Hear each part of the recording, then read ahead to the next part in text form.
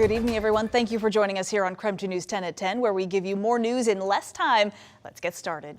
Just 24 hours ago, the controversial Idaho abortion trafficking bill was signed into law. And under this new law, anyone who helps a pregnant minor get a legal abortion in a different state without their parents' consent could face jail time. The bill is raising a lot of concerns among lawmakers in neighboring states like Washington, where abortion care does remain legal. KREM 2's Kyle Simchuk spoke with a legal expert who says portions of the law could apply to providers also here in Washington state. Kyle? Well, Whitney, the law says the father and family of the preborn child can sue medical professionals who perform an abortion in violation of the law. The question is, could they also go after providers in states like Washington where minors don't need a parent's permission? In less than a month, Idaho's abortion trafficking bill goes into effect. That means any person who helps a minor get an abortion or abortion medication without their parents' consent could be charged with a felony and spend 2 to 5 years in prison.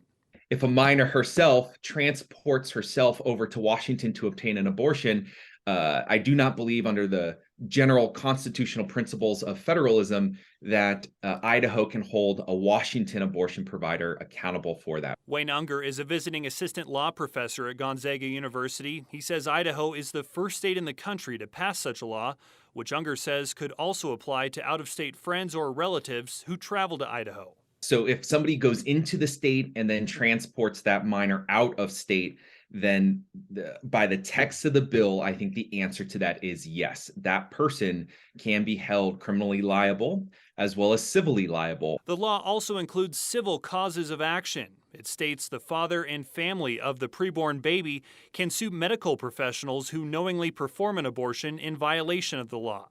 The question is, would that apply to out-of-state providers where the procedure is still legal?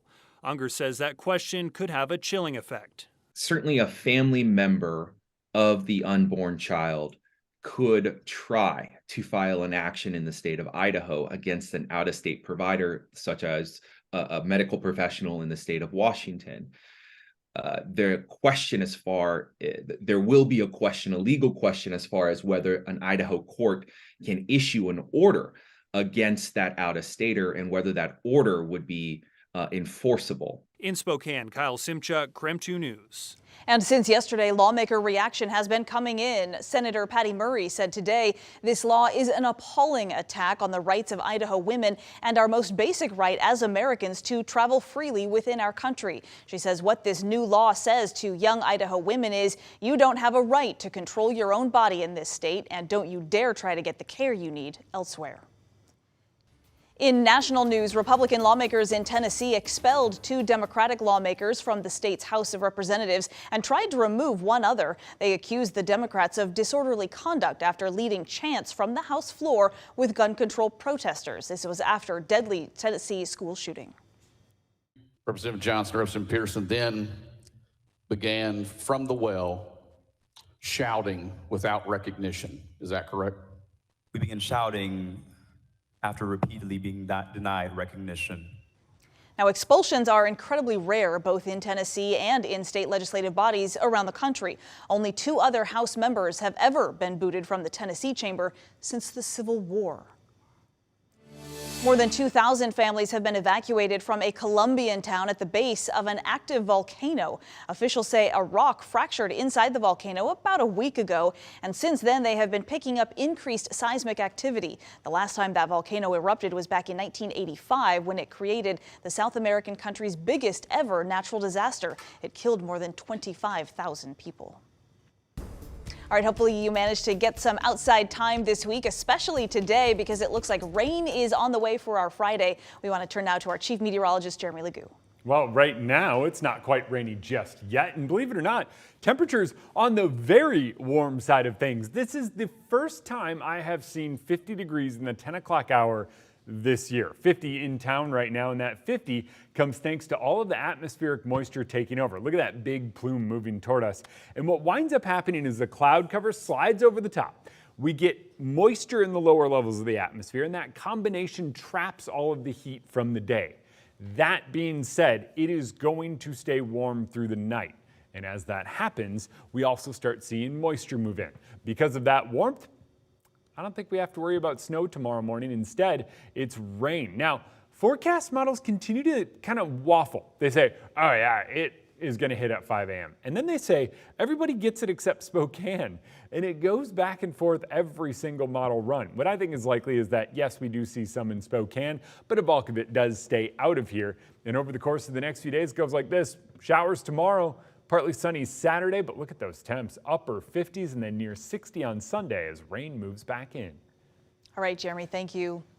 You may remember this story. We first reported on it back in 2020 when the bodies of a young couple were found inside suitcases in West Seattle. Well, tomorrow, the landlord who was found guilty of their murders will be sentenced. Michael Dudley faces up to 18 years in prison. He was first arrested in August of 2020 after Austin Wenner and Jessica Lewis were found in those suitcases on Alki Beach. The couple had been renting a room in Dudley's house, and court documents show they got into a fight over rent money. Now, a desperate search for a Seattle woman who hasn't been seen since a Mariners game almost a week ago. And that's where this photo of Leticia Martinez was taken. Tonight, we have learned Seattle police have now arrested a man on suspicion of homicide and kidnapping. Police have not confirmed if the man in this photo is the suspect, but Leticia's family said that she had just met this man 2 weeks before. She met him like 2 weeks before, and she'd struck up a conversation with this guy, and they exchanged numbers. He didn't have money for lunch, and she bought him a hot dog at Costco. Her friends and family say she's always been a giving person and a great mother, and they just want her home. Now to Night Beat with a quick look at the day's other top stories. An inmate has died in the Pend Oreille County Jail. According to the sheriff's office, 29-year-old Jacob Mitchell of Newport was found unresponsive in his cell yesterday. Life-saving measures were not able to revive him, and an investigation into the cause and manner of his death is now underway. Mitchell was arrested last year after he admitted to shooting and killing his mother. He pleaded guilty to second-degree murder charges just last Thursday. Airway Heights police are asking for your help finding this man who may be involved in the assault of an officer. So take a look at the picture. Jesse Brebner has an active escape community custody warrant and is wanted by the Department of Corrections. Brebner drives a 2021 Chrysler 300. It has California plates. Anyone who has information on the vehicle or this suspect, they're asked to please contact Airway Heights detectives. That number, along with Brebner's license plate, is right there at the bottom of your screen. Today, an Idaho judge ruled the grandmother of J.J. Vallow will be allowed inside the courtroom for the trial of his mother, Lori Vallow. She's now charged with killing her two children, Tylee and J.J., as well as her current husband's late wife, Tammy Daybell. Larry Woodcock is J.J.'s grandfather. He will not be allowed in the courtroom, at least not initially. Larry can be inside the courtroom only after he testifies. Jury selection is underway in that trial right now, with opening arguments expected to begin on Monday. And that was your Night Beat. If you'd like to learn more about any of these stories, remember you can just text the word night to 509-448-2000 and we'll send them right to your phone. Crews are still working to clean up beer and clay out of a river in Montana today after at least 25 freight train cars derailed over the weekend. Tonight, we are digging deeper into the recent derailments all across the country. We spoke to the Washington Department of Ecology to find out if our state could handle another derailment.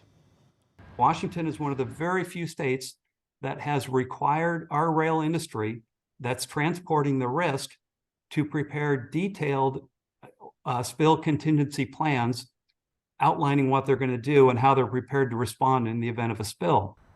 And while people say train derailments are common, the Department of Ecology says not everyone ends in a spill or even a need for response. Regardless, though, he says Washington is prepared.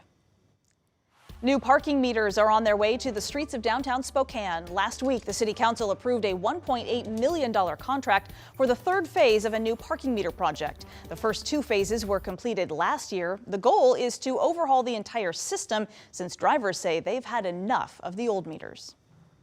They're really crappy, and it'd be great if we could replace them. We put money in them. They don't work. They take the money. We end up getting tickets. The plan is to purchase 880 single-space and 205 dual-space parking meters.